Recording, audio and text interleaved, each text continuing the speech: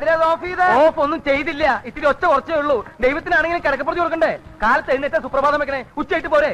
അയ്യോ ചേടാ, മനുഷ്യന് കാലെടുത്ത് കുത്താൻ നിവൃത്തിയില്ലാത്ത വിധത്തിലാണല്ലോ ഈ സ്വാമി ഇവിടെ ഗ്രില്ല് വരച്ച് വെച്ചിരിക്കുന്നത്. എന്ന് വെച്ചാൽ മനുഷ്യൻ നടക്കണ്ടേ? വേണ്ട, ചവിട്ടണ്ട. ഇതല്ല, ഇതിനപ്പുറം ചാടി കടന്നവനാണ് ഈ കെ ജോസ്.